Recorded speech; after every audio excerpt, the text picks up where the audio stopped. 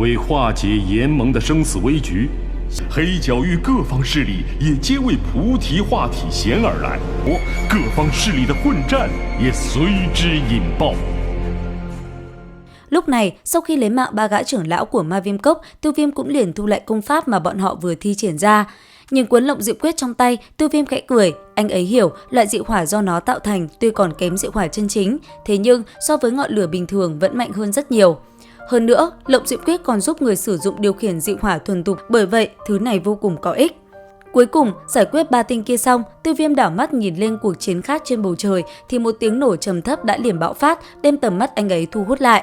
Lúc này, xuất hiện trước mắt Tiêu Viêm chính là cuộc chiến cực kỳ căng thẳng của Tử Nghiên và Tề Sơn cùng Mạc Nhai. Ở bên cạnh, cuộc chiến của Tiểu Y Tiên cùng Mạc Thiên Hành cũng đã đến hồi gay cấn, giữa không trung, quyền cước giữa hai bên cũng không ngừng va chạm. Gần đó, Tu Thiên trưởng lão cùng Hàn Phong cũng đại chiến quyết liệt không kém, mỗi lần hai người va chạm, giữa không trung lại xuất hiện những vết rách. Đảo mắt một lượt, Tiêu Viêm liền chăm chú nhìn vào Tử Nghiên, lấy 1 địch 2, Tử Nghiên liên tục công kích đối thủ. Thế nhưng, Mạc Nhai kia lại sử dụng một loại đấu kỹ khắc chế sức mạnh thuần túy vô cùng nhuần nhuyễn, làm lực lượng trên nắm đấm của Tử Nghiên hoàn toàn tiêu tan. Bởi thế mà chỉ trong phút chốc, Tử Nghiên đã bị rơi vào thế hạ phong. Không những thế, nàng còn bị trúng một quyền của Mạc Nhai và bị chấn bay ngược về phía sau. Phải rất cố gắng, Tử Nghiên mới ổn định được thân hình. Thế vậy, Tiêu Viêm cũng liền bay tới trợ giúp, thì thanh âm Tử Nghiên vang lên nói: "Không cần giúp, bọn chúng cứ giao cho ta, người đi giúp những người khác trước đi đã." Nghe vậy, Tiêu Viêm giật mình một chút, theo anh ấy cảm nhận, cô gái này tựa hồ đã trưởng thành lên rất nhiều. Còn Tề Sơn cùng Mạc Nhai, hai tên kia nhìn thấy Tiêu Viêm đã lấy mạng 3 gã trưởng lão Ma Viêm Cốc thì giật mình, ngay lập tức bọn họ liền bày ra kế hoạch bắt lấy Tử Nghiên, dùng nàng làm con tin ép Tiêu Viêm giao ra Bồ Đề Hóa Thể Tiên cùng phá tông đan. Thế nhưng trong lúc bọn họ còn đang suy nghĩ thì ở phía đối diện, Tử Nghiên đã nổi trận lôi đình, một luồng ánh sáng tím từ trong cơ thể đã bạo dũng mà ra. Sau đó, nàng liền trực tiếp lao về phía Mạc Nhai, liên tiếp tung quyền, khiến tên kia phải liên tục chống đỡ hết sức vất vả. Giữa không trung, Tử Nghiên từ tình thế bị ép đến khoảnh khắc hiện tại, nàng đã đánh cho Mạc Nhai không thở nổi, hắn ta chỉ biết chống đỡ mà thôi.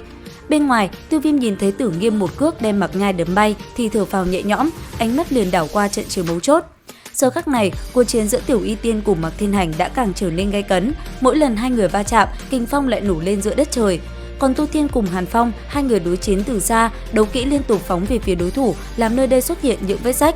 Gợn sóng năng lượng lan đến đâu, nó đều khiến kẻ khác hoàn toàn không dám tiến vào, chỉ một chút sơ sẩy, tất cả đều bỏ mạng. Ánh mắt híp lại, Tiêu Viêm nhìn Hàn Phong một hồi, sau đó lẩm bẩm nói, tên kia đã được hồn địa trợ giúp không ít, thế nhưng không biết hắn ta có chịu nổ một đóa Phật nộ hỏa liên hay không. Nghĩ tới đây, Tiêu Viêm cười tủm tỉm lắc đầu, ngay lập tức thủ ấn biến đổi, anh ấy liền ngưng tụ lực lượng. Còn trên bầu trời, hai đạo nhân ảnh cũng lần lượt thay đổi, quyền cước tiếp xúc với nhau tạo nên thanh âm nổ mạnh như sấm rền. Khoảnh khắc va chạm đó liền làm cả hai bị chấn bay ngược lại. Cước đạp hư không, Hàn Phong ổn định thân hình sau đó nói: "Tu Thiên trưởng lão, ngươi tưởng ta vẫn là Hàn Phong năm đó hay sao? Không ngờ trong mấy năm nay thực lực của ngươi lại tăng lên nhiều như vậy, nhưng muốn đánh bại ta vẫn là chưa đủ. Đừng thấy ta chơi đùa với ngươi một chút mà tưởng là thật, nếu ta không phải mất đi Hải Tâm Diễm, muốn lấy mạng ngươi thật sự không cần tốn nhiều thời gian." Thanh âm vừa dứt, Hàn Phong cười nhẹ, thế nhưng bất chợt hắn ta cảm nhận được phía sau mình năng lượng dị hỏa đang không ngừng nóng lên. Quay đầu nhìn lại, hắn ta thấy Tiêu Viêm đang ngưng tụ lực lượng ở trước ngực. Sau đó theo thời gian trôi qua, một đóa sen rất nhanh đã thành hình. Khi vừa thấy tình huống này, trong lòng hắn lập tức run rẩy một trận. Hắn hoàn toàn biết rõ uy lực kinh người của loại hỏa liên đấu kỹ kia của Tiêu Viêm. Lúc Hàn Phong cảm ứng được hành động của Tiêu Viêm, Mạc Thiên Hành cũng có cảm ứng tương tự, ánh mắt liền nhanh chóng quay ngược lại. Thấy Tiêu Viêm đang ngưng tụ lực lượng, hắn ta hô lớn quát: "Hàn Phong, ngăn hắn lại!" Nghe được tiếng quát kia, Hàn Phong nghiến răng nghiến lợi nói: "Ba tên phế vật Phương Ngôn, ngay cả việc ngăn cản một người cũng không làm được." Tiếng nói vừa dứt, thân hình hắn liền chuyển, muốn hướng đến phía Tiêu Viêm lao đi. Thế nhưng ở phía sau, Tu Thiên trưởng lão đã liền đuổi theo. Sau đó, thanh âm vang lên quát: "Hàn Phong, ngươi dám không để ý tới sự tồn tại của lão phu?" Dứt lời, ông liền hướng về phía Hàn Phong công kích. Thấy vậy, Hàn Phong tay áo vung lên, hắn ta giận dữ phát ra một luồng đấu khí hùng hồn, hung hăng bắn đến Tô Thiên mà công kích. Tô Thiên thoái lui một bước, ngón tay cong cong búng ra, công kích của ông cũng liền nhanh chóng tung ra, phá tan đạo công kích chớp mắt. Sau đó, thân hình lão một lần nữa hóa thành tia chớp, xen vào đó là thanh thế thật đáng sợ, lao vọt đến đem Hàn Phong chế trụ.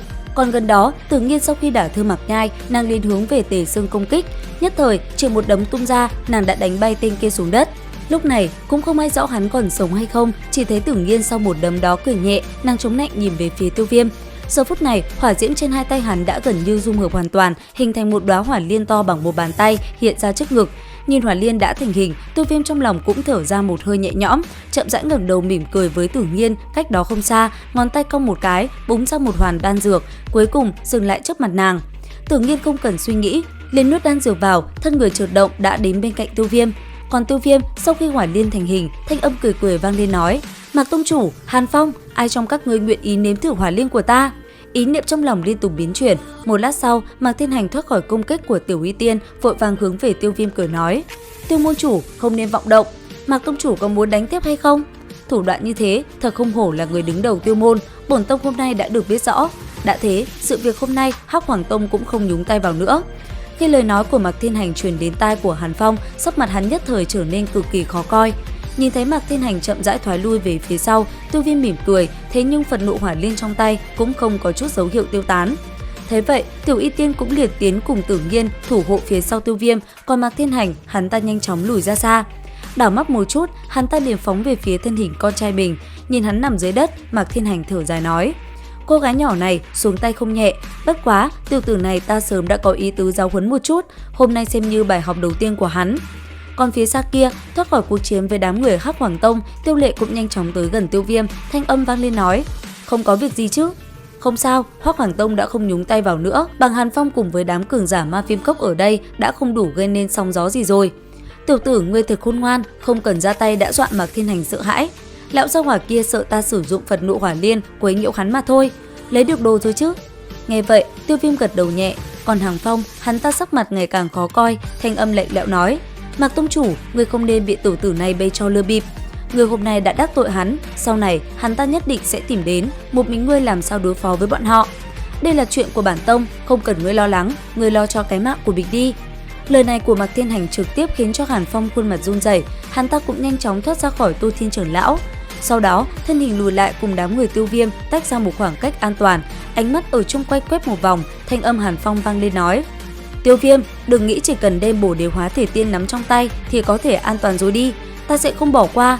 Hơn nữa, hôm nay ngươi lấy mạng 3 vị trưởng lão Ma Viêm Cốc, Địa Ma lão quỷ tất nhiên sẽ không bỏ qua ngươi, đến lúc đó, mặc dù ngươi có Giản Nam học viện cũng không thoát khỏi đâu." Nghe vậy, thân hình Tô Thiên nhanh chóng xuất hiện bên cạnh Tiêu Viêm, sắc mặt ngưng trọng nói: "Tiêu Viêm, nhanh chóng rời đi, một khi tin tức này truyền ra sẽ dẫn tới không ít người tức giận, chỉ có trở lại Giản Nam học viện mới được xem là an toàn." Nghe vậy, Tiêu Viêm có chút nghi ngờ hỏi: "Địa Ma lão quỷ là ai?" "Người sáng lập ra Ma Viêm Cốc, thực lực cực kỳ kinh khủng, có thể gần ngang với viện trưởng lão nhân." Nghe vậy, sắc mặt Tiêu Viêm cũng hơi đổi, thanh âm lẩm bẩm nói: "Không nghĩ tới Ma Viêm Cốc vẫn còn có cường giả như thế này." Suy nghĩ một hồi, Tiêu Viêm nhẹ phất tay, cường giả Tiêu môn cùng Giản Nam học viện dưới sự chỉ huy của Tiêu Viêm liền lướt nhanh về phía Giản Nam học viện. Đến đây thì hết tập 80/5 đấu phá thương khung. Xin chào và hẹn gặp lại các bạn ở những video tiếp theo.